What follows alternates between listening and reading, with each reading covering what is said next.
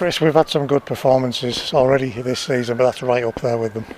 Well, I agree. I said to the lads at half time, we've scored 3 goals. I mean, I don't know, off my head there without looking at the results. But we've scored 3 goals several times, but we've not had a clear, convincing victory within our performance. Even though the performances have warranted a clear, convincing victory, so we got it today. So I was really pleased with that. Really pleased that Joe Riley scored as well, because he's been getting closer and then been patient. Obviously being left out of the team, but that was mad that, because Nick normally goes in the box and I told him not to, and Joe ends up scoring. So these things happen some days, and no, I'm really pleased for the players, but really pleased for the fans, because we shared it with them, so it was really good. It was visible. We got 1, we wanted 2, we got 2, we wanted 3, we got 4, we wanted 5. You could see that the lads just want to keep going. Yeah, I didn't want the opposition to feel comfortable.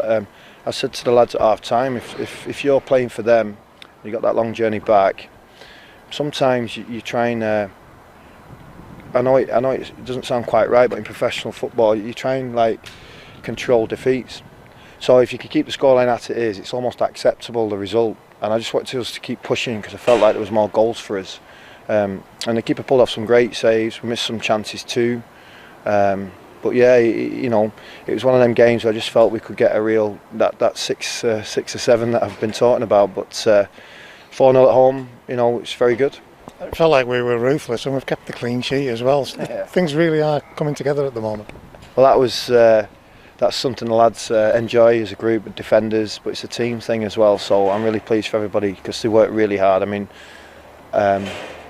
obviously I haven't got the stats yet, but you could see, I think, Joshua Creody, that's probably the most I've seen him off the ball, running to get the ball. And because of that, it's no surprise it coincides with a thunderous header that he scores, because it's part of how he's feeling and going about his work. And that's the levels you need to get to be a regular, consistent threat. And JJ's done great, as the other players have. But you could see Amari Patrick getting back when he's trying to take the chap on, and the defender gets the better of him on the odd occasion. But Amari's getting back at the ball and making sure they can't go down that line and put our defenders under pressure. Nick Anderton's on his front foot. What a captain's performance that was. Brilliant. He set the tone today for me, and scored a great goal. Obviously, we worked on that in training. So he's got his reward for doing things correctly on a Friday, really. I'm not going to go into it too much, but that is a training ground routine that can go 3 or 4 different ways. To score and see that as the coach when you've worked on that, what does that feel like? Well, it feels great, because the corner's the same, so it feels great, and we've got a bit of variation going on now where opponents don't quite know what we might be doing, so I'm really pleased with that. And same with that free kick, there's several different things that could come off that from what the lads have worked on, so I'm really pleased about that. Going to mention Farms, because the second loudest person in the crowd today is you. The third loudest is the 2000. Farms is the loudest. He doesn't have to keep the boys on their toes. Well, he used to play for Stevenage, didn't he? So yeah, he'll be he'll have a lot of good friends up there, because he's a real good lad, isn't he? Down there, so he'll be respected. His stats at that club, because they were under pressure last year in the league, were very high, hence us recruiting him. Most saves, most shot stops, things like that. So that was one of the reasons why we thought about taking him on. So, and of course to get a result against your old club, and a convincing one, and he wasn't really asked many questions other than his distribution. He'll be really pleased tonight for the lads, because we've won, but he's got his clean sheet. 8 home league wins from 9 home league games. Wow.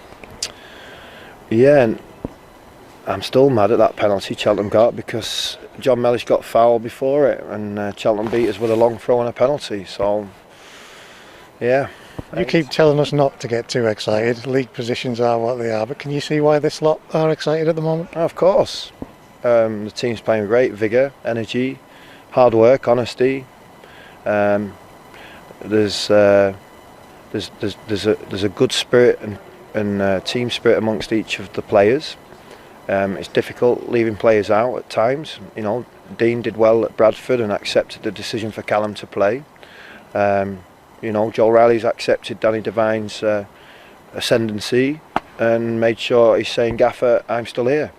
And that's what you need in a competitive situation, because what a great goal that was, and you need that. And when you can share it with 2,000, You know, a mate of mine said to me, he said like, when you took over at Carlisle, I bet you didn't think you'd be selling out so soon. So we've got, you know, we've sold out, but we can only sell out to 2,000. But it's still a sellout, isn't it, Andy? But I think there'd be a lot more here if we could have more. So hopefully we're going to get downgraded in a tier, and hopefully we can double that. And let's see where we all go. But yeah, I'm really pleased with the home form. Really pleased. How's that relationship with the paddock? Because you can be quite chirpy with each other at times. Well, he heard me what I said to Joe and Nick, so I think they were like, I think they quite enjoyed that goal, because it was weird how I just shout on something and then the exact thing happens and we get what we all want. Of course, it's Joel's goal, great finish. But yeah, no, I enjoy things like that. It's all part and parcel of being involved in sharing football experiences, because it's been pretty difficult when we haven't been able to do that. So, but the lads have been brilliant and professional in the quiet times of not being able to share. So that's two games now in front of 2,000 or Southend. So we've had 5,000 people, haven't we, in 3 occasions now have seen us play well, score goals and win. Great line in commentary at Bradford when they said that Bradford are hoping something happens, Carlisle expects something to happen. That's how it is at the moment, isn't it? We actually got into these games expecting good things.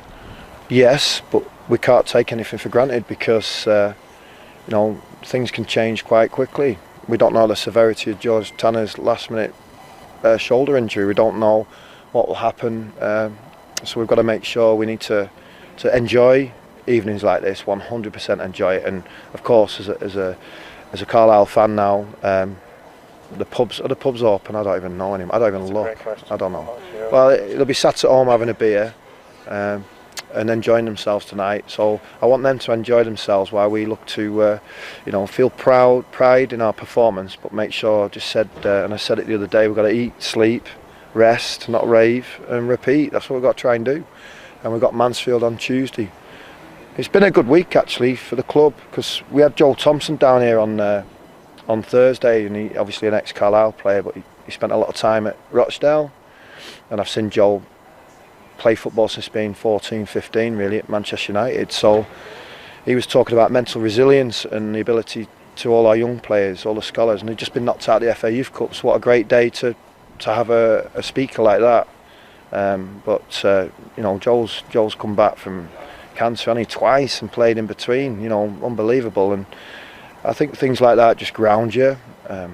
My personal circumstances keep me grounded, but the players understand what the supporters want. It's just hard work, honesty, and have a real good goal, and that's what you're seeing. Away from us today, Boss Kedwin, I think he scored for Hebburn today. How's he done this week, and what's the outlook for him? He's done well. He's trained 2-3 times, so we've got a reserve game against Fleetwood next week. So we've got Mansfield Tuesday, then we play Fleetwood I think Wednesday. So it'll be a good opportunity to see him playing that against other professional players.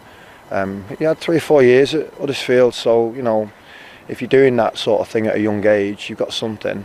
It's just dependent on will it make us better, and you know, location's important to recruitment now because of finance. You can't pay enough money for families to sort of move, and it's not like that for us. It might be for different teams, but it isn't for us. So somebody like him's very, you know, that's a good thing already. His attitude in the conversations I've had with him are very good. He seems very down to earth and hard working. So I'm hopeful of seeing a good performance on Wednesday. Last one from me. Looking ahead to Tuesday, what do we expect from Mansfield? Well, I don't know how they got on today. I beat you to, don't know. So they're obviously. Nigel's been managing a long time. Obviously, some great experiences at Sheffield United and Burton too, and he knows what he's doing. So he'll have them lads right at it, and they'll have an understanding of what we've been like at home. So take nothing for granted, and if you don't bring your tool bag to work, you can't do a job. So we've got to make sure we bring our bag with us.